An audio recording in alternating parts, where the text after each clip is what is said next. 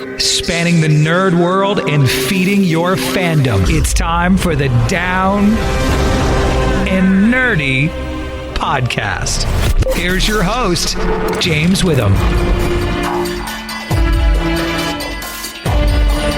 Trying to show the spring is the time of renewal. It's episode 412 of the Down and Nerdy podcast. I'm James Witham, and guess what? Well, there's actually no guest this week, because one of the reasons I looked at so many shows that have yet to be renewed for another season, and I thought it would be fun to go make the case for renewal for a whole bunch of different shows, or not. Maybe there's some that I don't feel like should be renewed. So I'm definitely going to talk about Batwoman, DC's Legends of Tomorrow. We'll go on to other things like Upload and Severance and things like that as well.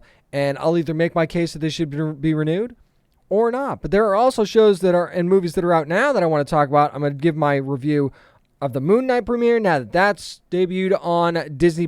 Also, Death on the Nile hitting digital HD. Going to give you a review of that as well. Plus, nerd news, there's certainly no shortage of that. Ezra Miller's, let's call them legal troubles. Also, E3 and what the future of that might be, and what David F. Sandberg said about Superman, and a whole bunch to discuss this week. So I guess the special guest is going to be me, I guess. Is that not special because you get to talk to me every week? I don't know. Also, I want to remind you that we've got 2 new shows coming up. If you've been waiting to start talking about comics, again, it's Comics Man, a brand new podcast going to be starting this Wednesday. Make sure you're looking for that wherever you get your podcast. If you're already subscribing to the show here, make sure you look for that where you get this show as well. And Mission Collect, a new show all about collectibles. It's going to be on YouTube and Twitter and Instagram, things like that. So make sure you're looking out for that as well. But up next, time to make the case for renewal. Find out which shows I'm going to be talking about next on the Down and Nerdy podcast. Yo, this is Cam Rush Johnson from the cast of Batwoman, and you are listening to the Down and Nerdy podcast. A little bit different of the show this week. Normally, this is where we'd have a guest. This week, no guest, but I wanted to take this time to actually talk about the case for renewal for a whole bunch of shows that have not necessarily been renewed yet. And the reason I want to start with the CW shows is not just because there's a question about the future of the CW and potential sale and things like that, but because they announced so many renewals, and there were a couple of shows that were definitely left out. And I don't know how I can't start with Batwoman at this point. And just the fan base alone. This has a very, very vocal fan base. I'm not even going to get into ratings, because ratings, yes, they matter. But at the same time, I think it's been proven to this point that social media chatter means almost just as much as ratings in 2022. And this show, Batwoman, has such chatter on social media. The Wildmore fans alone blow up my feed every time I even whisper about this show. And to their credit, they are a wonderfully passionate fan base who have gotten behind this show in a way that nobody's really gotten behind this show when it started, quite frankly. I mean, and there was nothing wrong with season 1 of Batwoman. Season 1 was good. I'll say it. I'll be the one that says it. And I've said it before.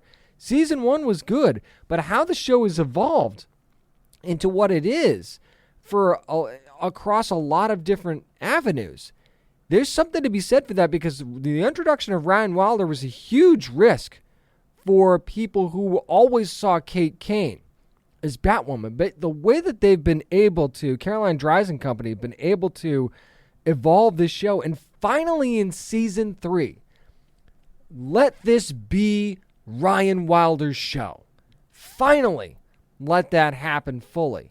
And you saw what happened. Not only did we get a bunch of amazing characters, and that certainly helps things, but then the second half of the season was not just about the fact that we get a black version of the Joker, which was a phenomenal performance.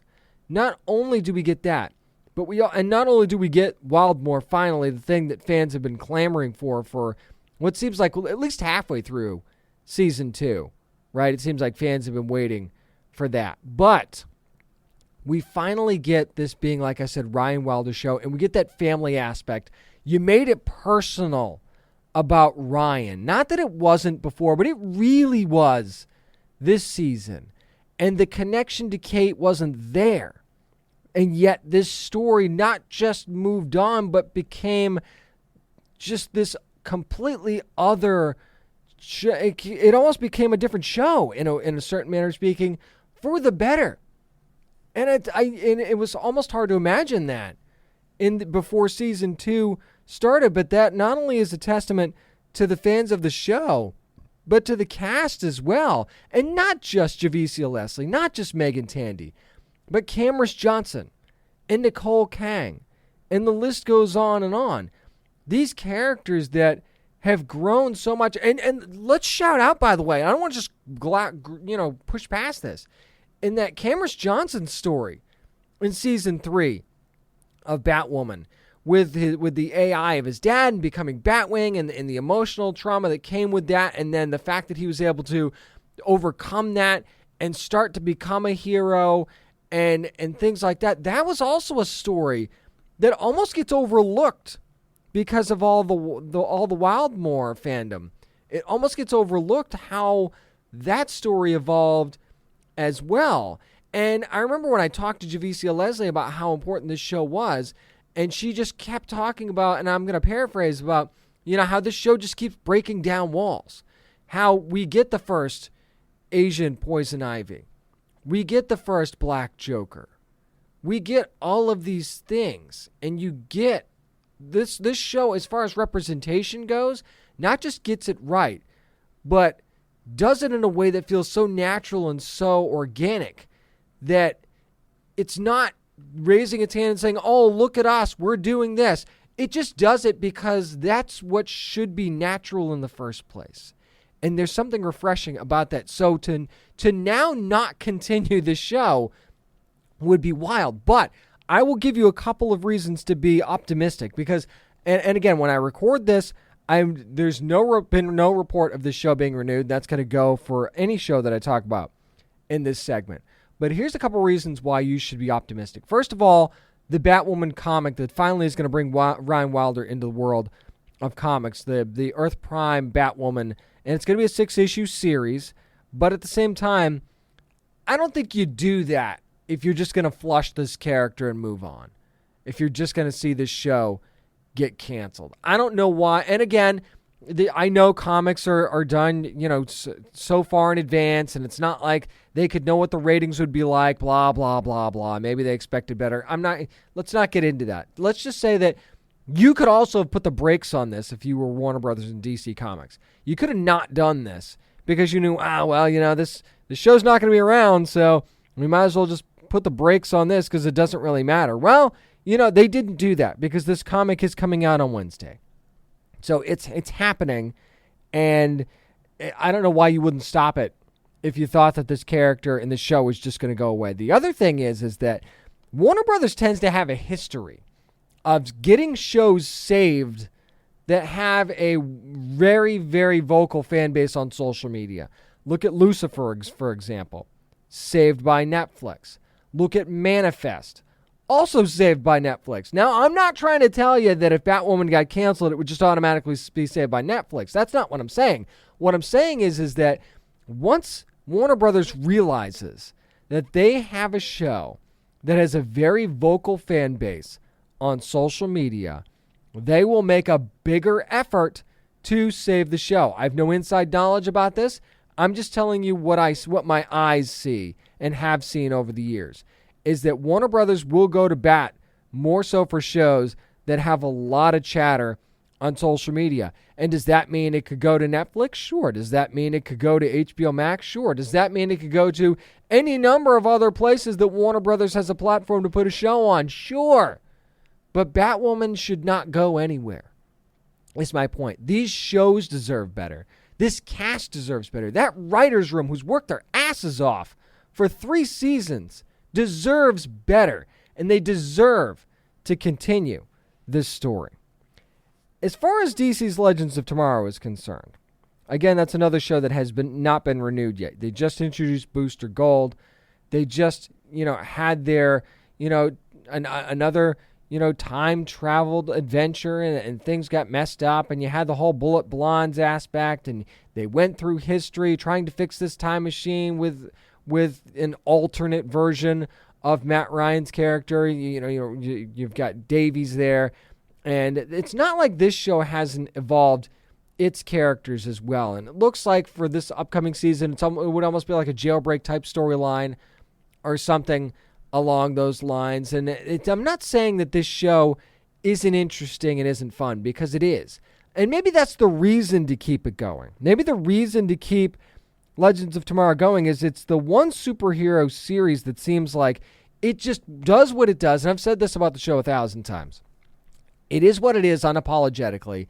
You either love it or you hate it, and you're going to watch it regardless, because you're going to watch it because you love it, or you're going to watch it to see what other thing that it's going to do to piss you off next, sort of thing. So, you know me, I'm not a fan of the character Booster Gold. That doesn't mean I don't think Donald Faison's going to do a good job. I've just never been a fan of the Booster Gold character. So that doesn't do a whole lot for me. I know it does a lot for other fans, because Booster Gold certainly does have a following amongst DC fans. Doesn't do a whole lot for me. And maybe if Zach Braff was cast as Ted Kord, Blue Beetle, I don't know that would change things for me, but it would certainly make things interesting. But the show has to be renewed before they even think about bringing Zach Braff in. But I was always a proponent of, instead of having Legends of Tomorrow, you do a World's Finest series where you give a certain arc, like 6 to 8 episodes, you let that run its course, and then you do another set of characters for another story, almost like an anthology series in an interesting way. So let's say they decided to do, let's say the first season would be World's Finest, Booster Gold, and Blue Beetle, and you do the whole Donald Faison and Zach Braff. You give them their story, include whatever characters you want. I don't care how you do it, but give it a short run, and then move on to another set of characters. That doesn't preclude you from bringing these characters back again for a second go-around of World's Finest. But it also gives you a chance to use a whole bunch of different characters whenever you want. And if it works, it works. If it doesn't, it doesn't. You know that it can either be finite or not. And that's one I always thought could be a little bit more interesting than DC's Legends of Tomorrow. Now, that I realize that there's difficulties there. Showrunners, writers' rooms, maybe that makes things too hard to do a show like that, and cast turnover, all of those things. But to me, I really feel like, as fun as DC's Legends of Tomorrow is, and as much as I love certain members of these cast, and by the way, they're losing members of the original team, it seems like every season, and you're introducing new members that are also good, but it also feels like if you've been watching the show for a long time, you fall in love with certain characters, and now these characters are kind of starting to go away little by little, and I've kind of fallen in love with some of the newer characters. But at the same time, every new season doesn't feel quite the same to me. And that makes it really, really difficult for me to be able to stick with DC's Legends of Tomorrow. Is it still fun? Absolutely, it's still fun. And is it a show that I would still watch? Yeah, I think I would. But if it does get renewed, it will definitely be the final season. I just don't know how you can keep this story up of the timeline constantly getting screwed up, and then them screwing up the screw up, and then all of a sudden things are right back to being fine again at the end of the day. And that's fun, but after this many seasons, that shtick has kind of played out, I think, unfortunately. So Legends of Tomorrow certainly could get another season, but I wouldn't be surprised if it's its last, because I just don't know how far you can go with this. I want to talk about a whole bunch of other shows, though, and I want to get Resident Alien into this discussion at Sci-Fi, because Sci-Fi is the danger zone network of shows, because Sci-Fi doesn't tend to stick with stuff for a long amount of time. Resident Alien is such a fun show that is so well cast. It's quirky, and it is one of those shows that has that longevity. You've got the humorous nature of the show, but there's also a lot of heart to the show as well. And Harry's view of humanity, I think, is always going to be interesting. And the way he sees things, and how he decides that the human race is not worth killing anymore, but now worth saving at this point, is also an interesting way to view things, because there's social commentary there that makes things interesting. Isn't there? And not to mention how things are going, between Harry and Asta, I think are really, really fun. Sheriff Mike, to me, as a character, I could watch a show of just Sheriff Mike, and that's it. I could watch a spinoff of that. That's how much I love that character. Maybe you think I'm nuts for saying that, but this is a well-cast, good show. It deserves a third season and beyond, just because, unlike like I was just saying about DC's Legends of Tomorrow, yes, the whole we have to save the planet from the aliens that wanted to destroy the planet shtick will run its course at some point. But the way that this show tackles social commentary and Harry's evolution into becoming more human or not, depending on how you look at it, I think is very, very sustainable for at least a couple more seasons, isn't it? So this is certainly something that I could see continuing past its second season, and certainly deserves at least a third season. I could see this getting to as many as 5, and that's a good run. And I think that that's certainly would be fair, and I hope we get to that point. We certainly got to that point with The Magicians, which I also like, but that's also a show that I feel like trailed off in the latter half of season 4 and 5. And I'm not saying that would happen with Resident Alien, but I feel like the danger is sci-fi ending shows too soon for whatever reason. And I'm worried that that's going to happen with Resident Alien, but fingers crossed we get a season 3 of that. I also hope we get a season 3 of Upload on Prime Video. When I talked to Andy Allo, she talked about how if you thought, the end of season 1 was a gut punch, wait till you see the end of season 2. And I'm not going to spoil it for you just in case you haven't had a chance to binge the show. And that's the best way to get something renewed, is to continue to watch it, right? Just like Batwoman's going to be on HBO Max this weekend, season 3. You binge watch it, that'll tell the networks that you should, want to renew the show. But I go back to Prime Video and Upload and say that, season 2, you get another good cliffhanger in season 2. And again, watching how things happened with Nate and Nora, and what happened with Nate and Ingrid. And then you look at what happened with Horizon and the evolution of the story in Lakeview and things like that, and you go, okay, this is a show that could, again, live on for at least a couple of more seasons to be able to tell more of its story. And Greg Daniels said as much when I talked to him as well, saying, that they are in plenty of discussions about where to go with season 3. Now, could you give me a third and final season and know that and wrap it up in a nice, neat bow? Yeah, you could absolutely do that. And I wouldn't necessarily be mad about it, but I could see this show going on even past that, especially when the Ludds were introduced this past season, and the whole, life after death aspect of, is this wrong or is it not, sort of thing is something I think you could explore beyond this season. And infiltrating that in a way that Ingrid did in a certain way, in a very unique way, let's just put it that way, is also something that you could explore beyond this season as well. So yeah, I'm really hoping we get a season 3 of Upload on Prime Video. Quickly want to touch on a couple more. Severance on Apple TV Plus. I know that finale hasn't aired yet as of me talking about this, but it's not just about the work-life balance. It's about I don't think you're really done talking about what not only A, Lumen is doing to its employees, but B, what they're doing in their company as a whole. I don't think you're done with that story necessarily. Now, maybe the finale somehow wraps this up and it's a, one season only limited series type of thing. But again, you look at how this show has panned out over this season, and you think that this could absolutely live on at least past a first season. And Apple TV Plus, certainly it doesn't pull their shows, I think, right away. I mean, Severance getting 3 seasons, I think, is proof of that.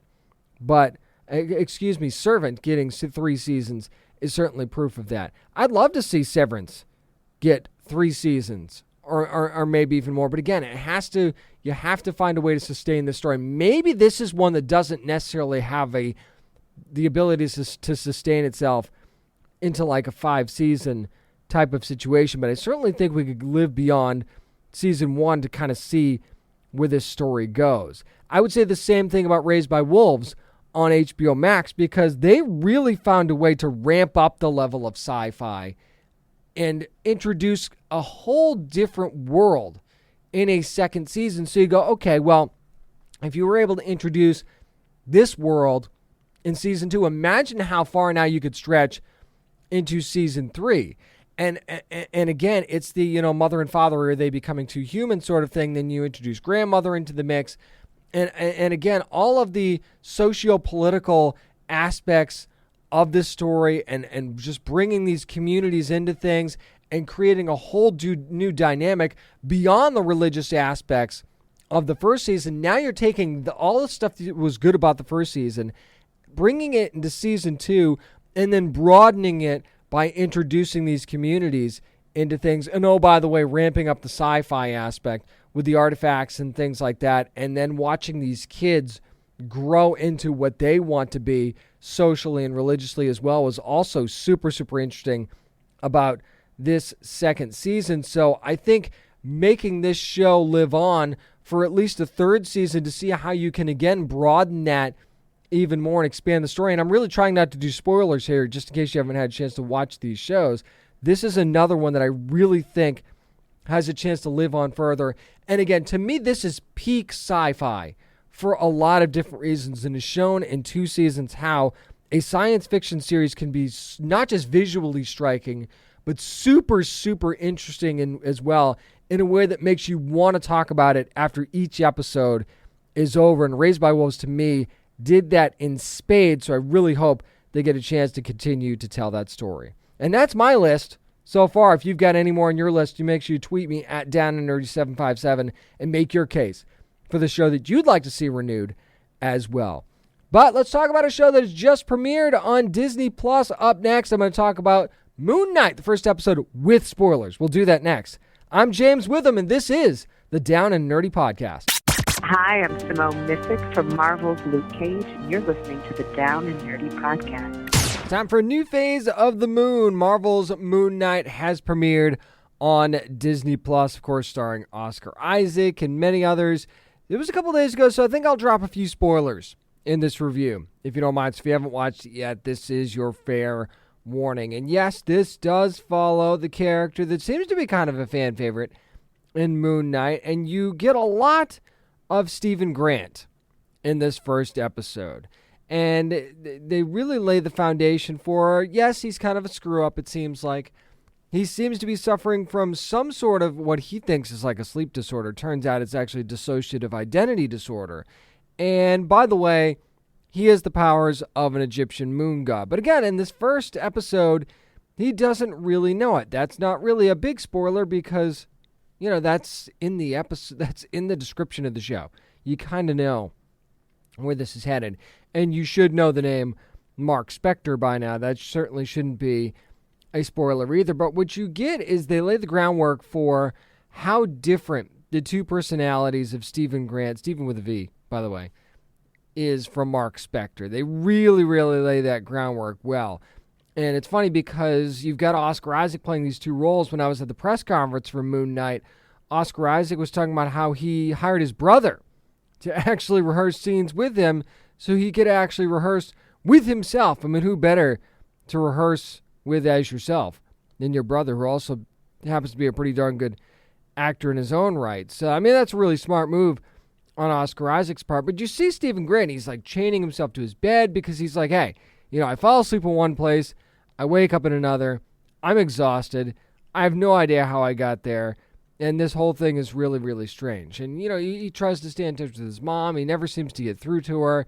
His people at work think that, there's some sort of problem with him, he can't quite get ahead there. He's a museum gift shop employee, so not a banner job necessarily either, but at the same time, he seems to enjoy it. But just imagine finding all of this stuff out for the first time. And who's controlling the body is always an interesting aspect of the story.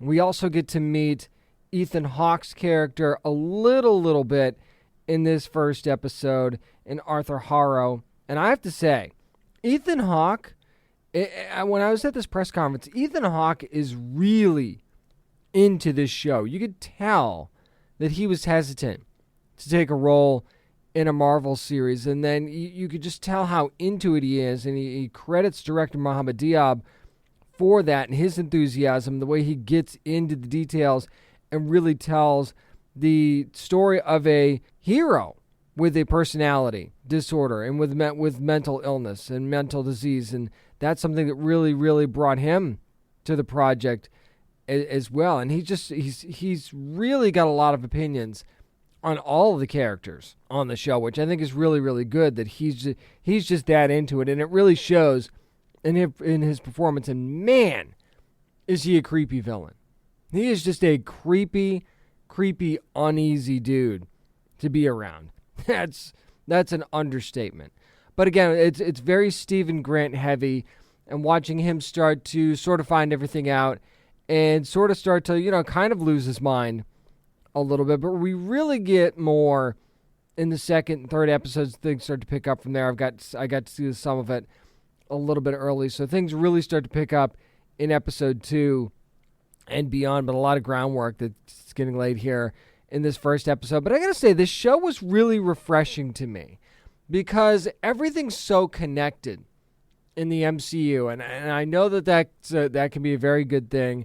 But I've always said, where are the chances you're taking? Where is something that I can watch and not have to worry about, depending on what happens on movie X, Y, and Z, the rug could get yanked out from under this show, and now this show has to be used to support said movie. And it does not feel like that's happening here. Yes, Mohamed Diab came out and said, yes, this is taking place within the MCU, but it feels refreshingly outside of that. It feels refreshingly original and exciting. I do love the new angle on a hero. I would not say that Moon Knight in this particular instance is Marvel's Batman. I think that's a sloppy take. I think that's a little bit of a lazy take, because I don't think the two really relate to each other in the way that you think that they do. You could I could understand how you could make the argument for it, and you could certainly make it sound like it makes sense, but to me, that's not it. To me, Daredevil has always been way closer to Batman in the Marvel world than any other character has. But that's just my opinion. So I would not at all compare this Moon Knight to Batman one bit. And you get to see, again, once the later episodes start to roll out, you get to start to see where the story's going to go, who your main players as far as characters are going to be concerned. This is a big introduction to Oscar Isaac, and I got to tell you, I thought it was done pretty well. There were some things, though, that I didn't like. I thought that the CGI was a little bit sloppy at times. It wasn't up to the usual standards that I would have expected for Marvel, especially when it comes to Khonshu. I was a little surprised that it wasn't better than it actually was. And, that's just one of those things where it's either going to bother you or it doesn't. Does it take me out of the story? No, absolutely not. It doesn't take me out of the story, but I noticed. I was like, I'm surprised that this isn't better, especially since we've seen that in previous Disney Plus series. Let's just face it. I mean, we're not just talking about Marvel movies here, but kind of seen better in Marvel series as well on Disney Plus. So I was a little bit bummed and surprised that the CG wasn't a little bit better, considering this is kind of a big deal, if you ask me. I think that I could understand why some people would find Stephen Grant annoying. I didn't. I thought he was charming, and I kind of rooted for the guy, and you almost don't know who you want to be in control in a certain instance. At least I didn't anyway. But I thought Oscar Isaac played both of the roles very, very well. And when you do get to meet more of Layla, played by May Kalamaui, you'll understand a completely other dimension that she adds to the show as well. And I mean, there's plenty of characters that you're going to meet that are going to add intrigue to the show. But, Layla especially is a really, really good one that I think you're going to like. So, for my money, I was really, really impressed with this first episode of Moon Knight. And yes, things do pick up in a big way in the second episode. It was fun. There were funny moments that did land, which I was very happy about. I certainly wasn't in this for the comedy. And are there darker elements to this? Sure. Early on, not as much, but there were darker elements to this. Some of the employees at the museum I thought were very solid secondary characters, especially adding the humor to things as well. And again, this is going to boil down to you like Oscar Isaac's performance or you don't. Really, in the early going anyway, that's what it's going to boil down to. That's what it's going to boil down to. Do you enjoy what Oscar Isaac is doing or not? But I got to tell you, I'm really excited to keep watching Moon Knight. I think that this is one that's going to be really, really exciting and not one of those things you have to look over your shoulder and wonder, okay, well done. Now what's happening? You got Doctor Strange and the Multiverse of Madness coming up. How is this going to be affected by that and vice versa? I don't feel like I have to worry about that. And I got to tell you, for the first time in a long time, that makes me, it's like that big sigh of relief where I go, okay, I can just sit back and enjoy this. Not that I won't still be looking for Easter eggs, but I'm not going to worry about the rug being pulled out from under this show's feet either.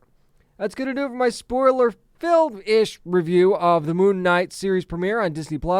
Up next, we're going to head down the Nile and talk about Death of the Nile, now available on Digital HD, and I'll give you my review of that and some of the special features next on the Down and Nerdy Podcast.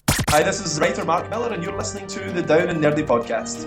Travel can be murder, especially when you're among the Great Pyramids. Death on the Nile is here on Digital HD, and I get a chance to check it out. Finally, going to give you some spoilers maybe in this review, but I did want to let you know that Walt Disney Home Entertainment and 20th Century Studios did provide me with a free copy of this digital copy for review. All views expressed are my own. So basically, this is Inspector Poirot back once again. Kenneth Branagh back playing the character, and there are some things I don't really want to spoil about this movie, but I will tell you this much. He is where he is for a reason. He's not there by accident. That is one part of the curtain that I will pull away from you, is that he's there for a reason, but I won't tell you exactly why that is or who is involved. But he is there for a reason, and he brings the same flair that he brought in the last movie, Murder on the Orient Express, if you saw that. And this is, yes, based on the Agatha Christie novel, but the screenplay is actually done by Michael Green, and you basically have a newlywed couple in Gal Gadot and Armie Hammer's characters, and yeah, there's a jilted lover in there as well, but they decide to have this extravagant, and I do mean extravagant, Egyptian wedding / honeymoon / destination wedding. It's really getting to the point where it was hard to tell in the movie, quite frankly. And then, as jealousy rears its ugly head and a bunch of other things, you coop a bunch of people up on a boat together, and bad things can actually happen. And that's exactly what did happen, and then thus the investigation rolls on. I gotta tell you, though, honestly, this movie took a long time to get where it was going. And I don't mind some of the background on Poirot. I actually welcome that a little bit. But beyond that, this thing could really, really be all over the place. And it was just funny watching him just randomly kind of accuse a whole bunch of people of murder and make it make sense that they could have done it, by the way, which is also pretty darn scary if you think about it. But this was really an all-star cast. I mean, I mentioned Armie Hammer and Gal Gadot. You also had Letitia Wright, who was a part of this, and actually she was a sleeper hit in this movie. Let me tell you, Rosalie was a very, very big part of the story and a big hit for me. I thought she did a fantastic job. I mean, you even had Russell Brand who was in this as well, and I know that he hasn't done a ton of stuff lately, but he's, a lot more popular than you think he is. That's for sure. And you've got Emma McKay, who did a great job as Jacqueline, and that's what she was another one of those ones where you got to keep your eye on her, because every time she seems to be there, she's stealing the scenes that she's in. And there were a lot of characters that played interesting roles in this, but I'm not sure. See, when you do an old school detective story like this, and this definitely felt like an old school movie in setting and in the way it played out. And I guess maybe you kind of have to do that in part because you're adapting the novel, but it seemed a little bit too old-fashioned for its own good in a weird way.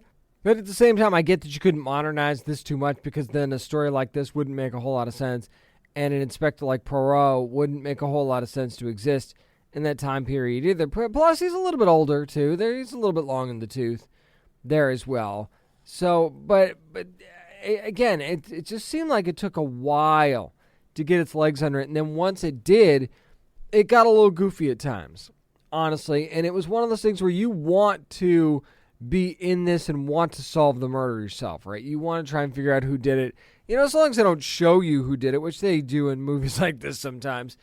But you want to be in it to find out who did it. I'll say I was certainly surprised when I ultimately found out who did it and who was involved and things like that. And I won't spoil that for you either. So I was admittedly intrigued and surprised by that, but it was the getting there. And I think that part of it that took me out of it was Poirot basically accusing everybody, and then, they ultimately ended up not being the right choice. So I think that did take me out of a little bit, only because I'm like, really? We're going to do this again every time you pulled someone in to the interrogation room? But there are more, it turns out, it kind of all rounds out in the end because there's more layers to the story than you really think there are. And it would benefit you to pay attention throughout. If something feels like an important bit in the movie, it probably is. That much I could tell you. If your instincts are good for that sort of thing, you're like, I wonder if this is going to be important later on. Absolutely. It's going to be important. So just keep that in mind as well. And, part of it was, you got Kenneth Branagh, who's kind of splitting his time between Poirot and actually, by the way, being the freaking director of the movie. And I know that's been done, but also it's not easy either, right? You act like you could just roll up in there and anybody could do it. That is not the case at all. But at the same time, I can't help but go back to, there's a reason this movie was moved to streaming. There's a reason that this wasn't put in theaters, and all the, you go to the list, and once I see it, you go, you know what? Okay. Yeah, I don't think there's really a stigma attached to going straight to streaming or straight to digital HD or DVD or Blu-ray anymore. I just don't think that stigma's there anymore. I think that's an old school way of thinking. So don't think that this, just because this one's going to streaming, means it's not going to be any good. This movie was surprisingly good when you get to see the finished product. And I have to say, I'm really, really happy to see this kind of movie out there again, because there's nothing wrong with having a little fun. Taking a look real quickly at the special features that you'll get if you purchase this on Digital HD. There's a whole bunch of featurettes and deleted scenes that you're going to get. And talking about adapting the Agatha Christie novel to the film, and that is one of the featurettes that you'll get to see there as well. Plus, design of the Nile, about the boat that you see on the show, is a really, really cool one for me. Maybe it's just because I just like that sort of thing. And then there's one on Poirot as well if you want to dig in to that character from Branagh a little bit more. But I got to say that this just shows you why adapting a novel from so long ago is so difficult right now. And I think that they kind of 50-50 pulled it off. I thought that there were some very fun things and very good things, but then there were also things that maybe dragged on or didn't hit quite as much as they should have. That's going to do it for my spoiler-free, maybe-ish review of Death on the Nile from 20th Century Studios and Walt Disney Home Entertainment. Up next, there's some really interesting nerd news to tackle. Let's do that. I'm James Witham, and this is the Down and Nerdy Podcast. This is Luke Mitchell from Marvel's Agents of S.H.I.E.L.D., and you are listening to the Down and Nerdy Podcast. Promising this segment will be slap talk free. It's time for nerd news. And before I even start talking about the story, I just want to say that these incidents are alleged, and that certainly there's legal stuff that's at play here, and I'm not going to make any accusations or comment on anyone's guilt or innocence or anything like that. I'm just going to report what has already been reported and stuff that's been in police reports and stuff like that. And I'm saying that because Ezra Miller, in trouble again, apparently arrested in Hawaii for disorderly conduct at a karaoke bar. Apparently he was upset that people were singing at the bar. If that's true, I know it's strange, but what are you going to do? Apparently, Miller grabbed the mic out of one woman's hand, and again, this is in the police report, so this is what's being alleged, and lunged at another man later on. There's also another report that suggests he made some other threats after the fact to a different couple as well. Now, couple this with the, again, alleged incident in Iceland from 2020, where he allegedly choked a woman. There's video of the potential incident and things like that. And here's the thing. And I want to take this from a purely entertainment standpoint. I want to take Miller's mental state and his legal troubles out of the equation. I know that it's hard to really do that, but that's not really something that you and I really have any A, control over, and B, any way to know how that's going to turn out. So what I do here and what you're here for is entertainment, and I want to take this from the entertainment side of things, and that is looking at the Flash movie, which of course has been delayed to 2023 now. The movie's been delayed a number of times for a number of different reasons.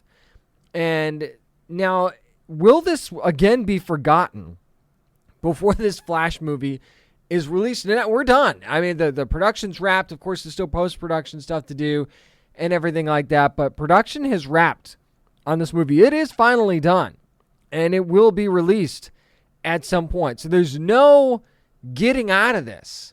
If you're Warner Brothers, as far as Miller is concerned, you're kind of committed unless you decide not to release this movie at all. And I'm thinking that Warner Brothers thinks this movie is pretty important, especially, the potential to retcon everything that's happened before now, and kind of almost, if you wanted to do a soft reboot of the DC movie universe, you could certainly use a Flashpoint movie to do that, if that's the route they're going, and it seems like that's kind of the route that they're going. So this is kind of an important one that needs to come out, but with all of these incidents and legal troubles that Miller's had over the last couple of years, it's certainly one of those things where you have to look at it from a certain perspective and go, I don't know if this is a good look, that we're really propping Miller up at this point. Not to mention, he's going to be in the Fantastic Beasts: The Secrets of Dumbledore in a couple of weeks. It's going to be out in a couple of weeks. Also, the Oscars' biggest cheer moment for Zack Snyder's Justice League had a very prominent feature of Miller in that as well, and that was just a week ago. So, I'm not saying that, and again, this is all alleged. It could be true. It could not be true. It's all alleged at this point. But at the same time, you get these things just keep popping up. And that's got to be concerning if you're Warner Brothers on a lot of different levels, because you can't just pretend like Miller's not in this Flash movie. You can't do that. But what you can do is, if you're Warner Brothers, hope that this all goes away, or that this gets proven to be false, or that, people just plain forget about it by the time that this movie comes out. Is that right or wrong morally? I can't say. I'm not even talking about from a Warner Brothers perspective. I'm just in general speaking that, is this something that should be forgotten? And that is a matter of opinion. I don't know how this is going to look if these allegations are still looming over Miller once the Flash movie comes out in 2023. Because legal proceedings have a tendency to drag themselves out and come up much later on the fact. I don't know what the court backup system is in Hawaii or anything like that, or what kind of charges would be filed and what the penalty for that is, or anything like that. All I know is that this is not something that you want to see if you're Warner Brothers, when you've got some big projects that at least in a large way feature Miller, if not very much feature Miller, coming up in the future. And what's going on with Ezra Miller is anyone's guess. And I certainly don't want to speculate towards that. I just hope that it works out for the best for Miller and everyone involved, and that the headlines continue to be about great movies and TV shows that are coming out that feature Miller, because I think that's what we really want. And this is certainly something that we don't want to see happen again, for sure, and for a lot of reasons. It's funny that I'm going to stay in the DC movie universe for this next one, because you know that Shazam! Fury of the Gods is going to be coming out on December the 16th of this year now. That's one of the only Warner Brothers movies that was moved up in the schedule. And David F. Sandberg is still in the post-production process. He decided to do a little AMA on Instagram recently with the fans, and he was asked about potentially, doing a Superman movie. And it's interesting what he said in the quote. I actually want to read the quote. I usually don't do this, but I want to read the quote that he had in case you haven't seen it. He says, and I'm paraphrasing part of the quote here, "When there are so many different expectations in hardcore fans, you're going to piss off so many people no matter what you do. Seeing how people react to things like The Last Jedi makes me want to stay away from things like that. Shazam was perfect in that there hadn't been that many adaptations before. There are still people who think it was done wrong, but it was on a manageable level." And boy, is he right. Isn't he right? And what does that say? And quite frankly, and you know what? I'm going to do something that I don't normally do. I don't like calling out fandom very much, but I'm going to do it in this particular sense because I've done it before when it's important. And that is that I understand how you could get upset when your favorite thing is done in a way that you think tarnishes your favorite thing. I get I get why someone would be upset about that. I've certainly been upset about how movies were done. But there's also a lack of vision that this is someone's vision, not necessarily the thing that you saw. When you saw the part of, what, let's say, whatever Superman story that you love, or whoever wrote it, or whether it was a Donner adaptation, or whether it was something from a comic that you read however many years ago, and that was just what made you fall in love with the character. You have to understand that even in that moment, that was somebody's vision that you just happened to fall in love with, and that you clung to. And we do cling to our favorite adaptations or iterations of a character, or ones that introduced us to the character that made us fall in love with said character. But that should not preclude you from being able to enjoy someone else's vision. It also doesn't mean you have to enjoy someone else's vision either. However, you don't need to drag it through the mud because it wasn't the thing that you ended up loving in the first place. I never understood why that is. If you love it so much, go back and read it. Go back and watch it. You don't have to consume this. You can be upset that nobody's been able to reach that level. That's reasonable. That is reasonable. But to drag something through the mud just because it's not the exact thing that you remember.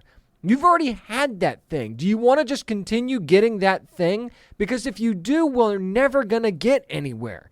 We're never going to get great things again. We're just going to get rehashes. And isn't that just something that fans of just Hollywood in general have been bitching about for what seems like the last, if not 5 years, the last decade, is that, oh, we're getting the same old thing. And then when you get something different, you bitch about that and say, well, it's not the thing that I remember. Well, which one do you want exactly?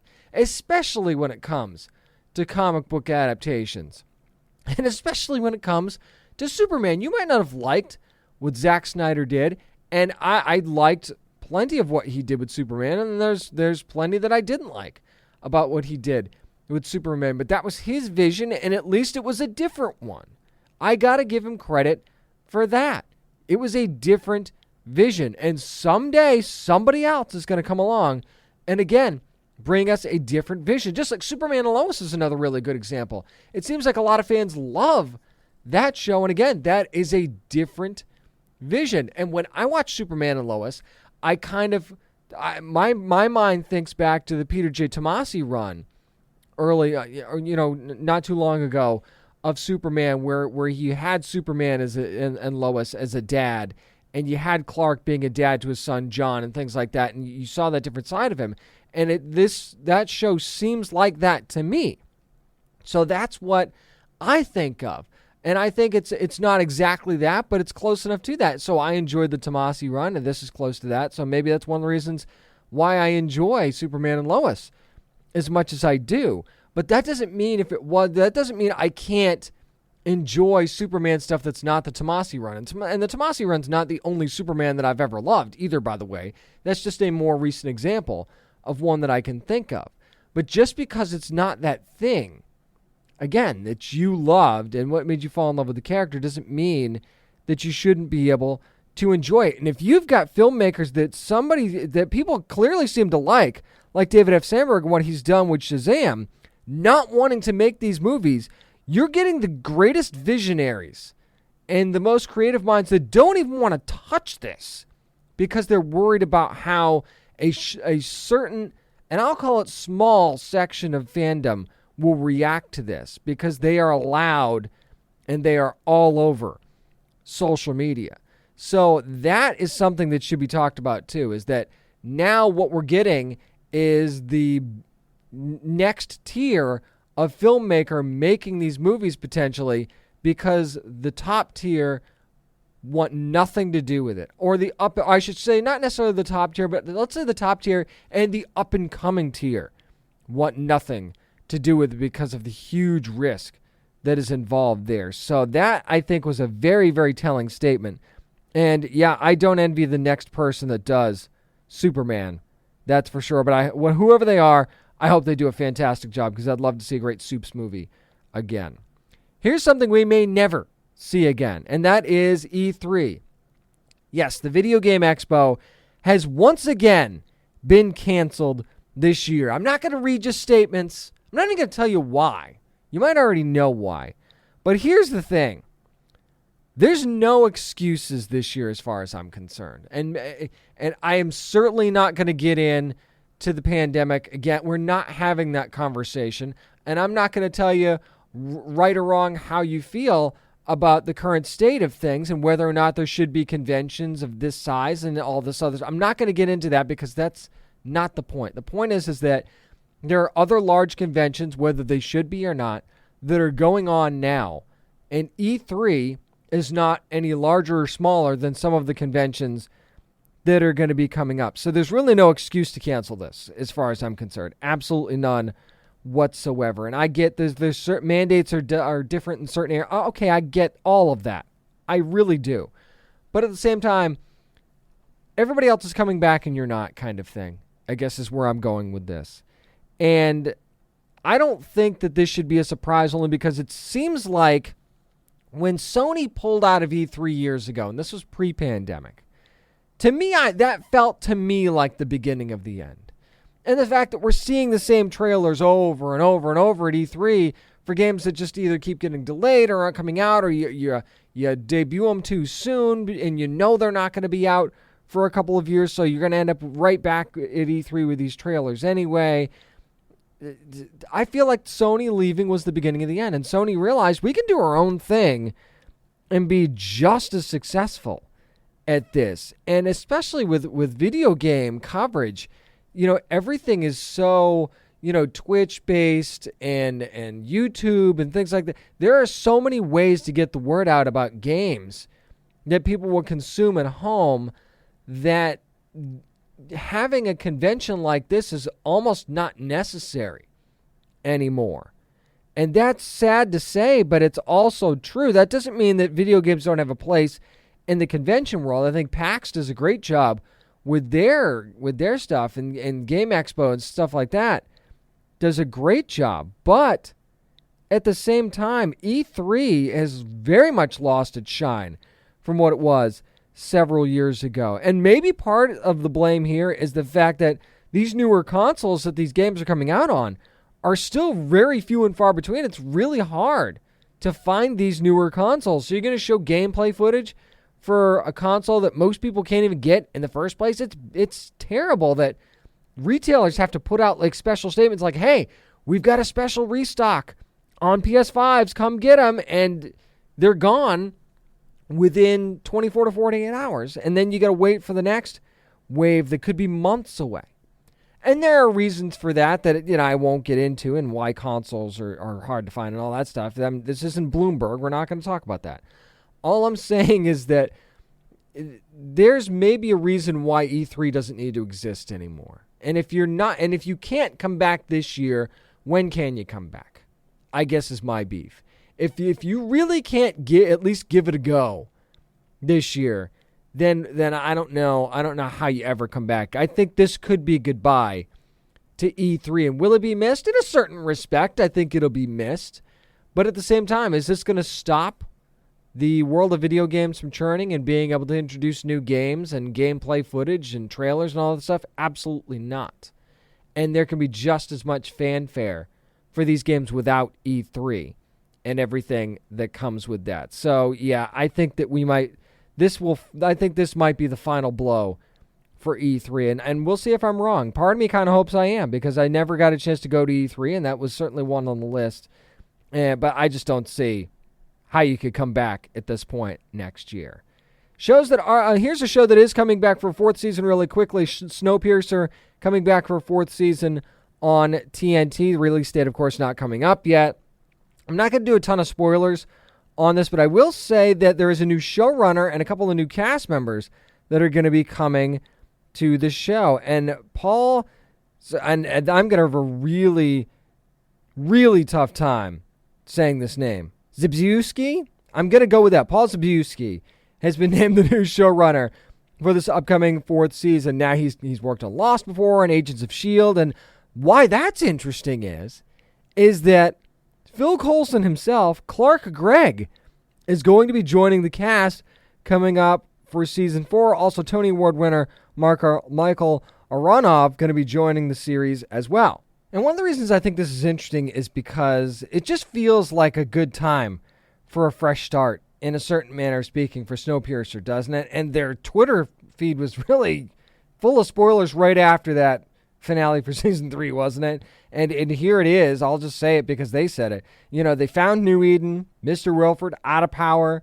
and, you know, the Snowpiercer is still rolling on. And there, you know, there's certainly some consequences for Leighton coming up and things like that in season 4. And this just kind of, in a weird way, feels fresh coming into this season. So it seems like a good time to introduce a new showrunner and a couple of new cast members to shake things up at this point and see where the series goes. And the fact that they've A, made it to a fourth season, B, seem to be churning out these seasons so quickly, and C, getting so much fanfare and chatter over this tells me that they've got a good thing going here. And if they can revive and revitalize this show once again for a fourth season and create a whole new vibe for this thing, then this is a show that could run for a long, long time. And it's a darn good show, so there's certainly no surprise there. I'm really excited to see where they go for season 4.